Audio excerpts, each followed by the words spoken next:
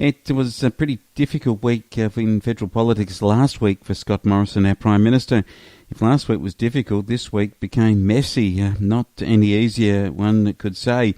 John McDonnell, who writes for us here on Flow News 24, where you can have a look at his articles. You can also get copies of all the different articles that we are broadcasting there. You can download and get podcasts, all sorts of things that are available now from our flownews24.com.au website.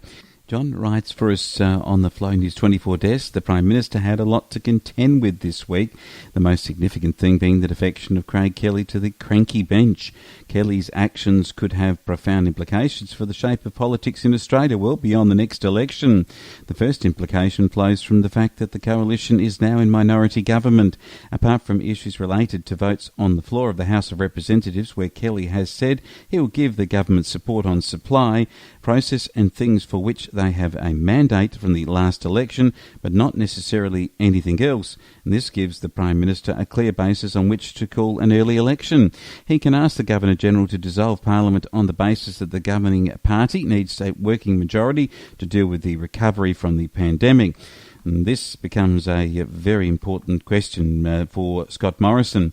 Let's have a look at not just this item, but the very, very real issue of Linda Reynolds. It has taken the gloss off of what has been a pretty reasonable past few months for Morrison coming out of the pandemic, getting a vaccine into Australia, having the news later this week about Brisbane and the Olympic game bid for 2032. But ultimately, it festers around the edges what Scott Morrison's office knew and when it knew about the alleged rape circumstances and multiple sexual assault situations that have been alleged in the Parliament House, and particularly with the office of Linda Reynolds. And these circumstances far outweighed the news at the National Press Club this week. The National Farmers Federation, along with the Australian Regional Institute, were presenting the options for decentralisation and for governments of all persuasions across states and into local government too,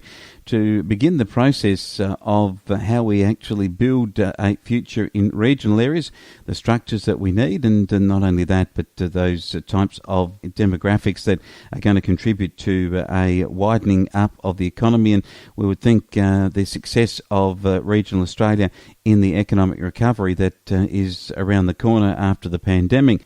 That at least was why they were attending Canberra, and for the discussion that probably never really got off the ground to the level that it should have. Let's hope that it will at some point in time for the sake of our towns, particularly the smaller country towns that are relying on the boom that will come through agriculture and the prosperity that hopefully that is coming from the farm starts to actually equate to infrastructure and a burgeoning of the towns again, with the skilled workers and training and the ability for our businesses to be able to thrive. At the moment, it seems that we've got a lot of hard-working small businesses tied up by a lot of red tape that is not enabling them to get enough release to be able to train and get the employees that are necessary to be able to grow our country towns. It is a widespread issue. It's something that the government will need to address, and while it has having skirmishes of the kind that we've had this week, and while it gives rise for the opposition to be able to put a preferred plan to the electorate, it probably hasn't been the best week for Scott Morrison and the coalition.